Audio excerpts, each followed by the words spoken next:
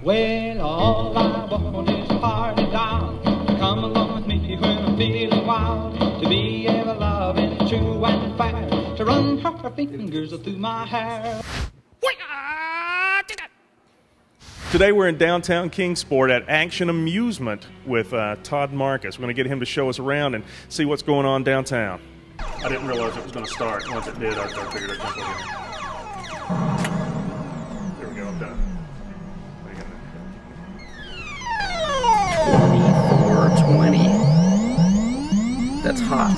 Todd, if you would please give us a brief history of Action Amusement. Okay, Action Amusement has actually been in business for over 45 years. The late Carl Lawson started the business. He really his passion was amusement.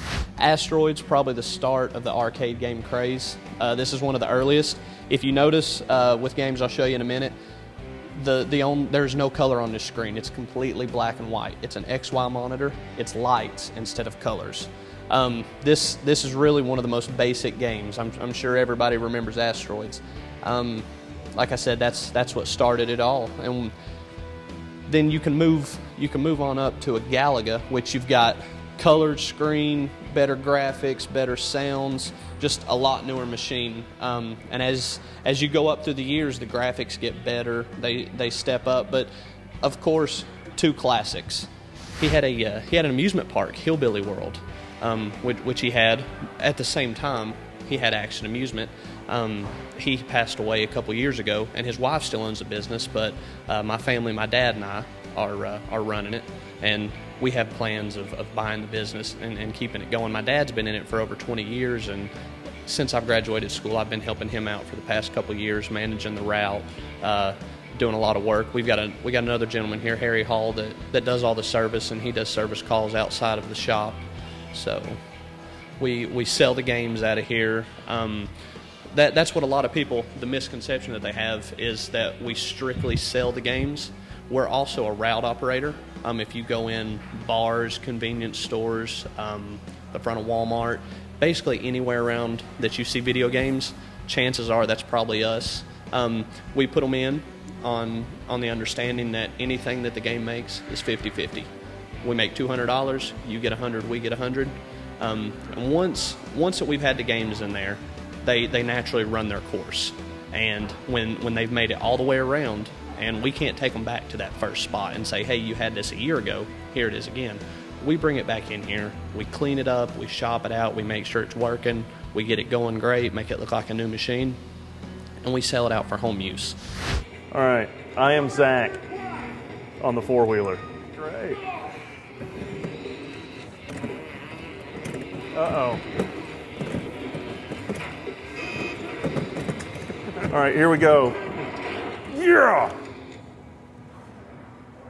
Okay, we'll try this again. Is the Wurlitzer jukebox, and this is an original 1947.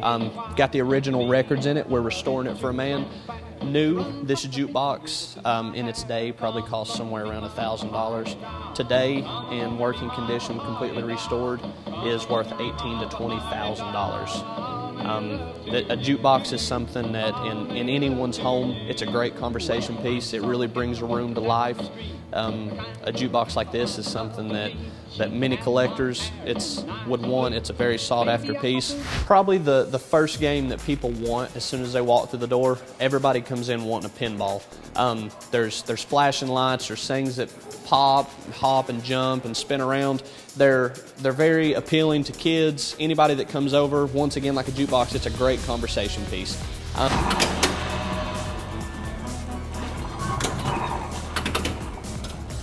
Haven't quite got your sea legs, right?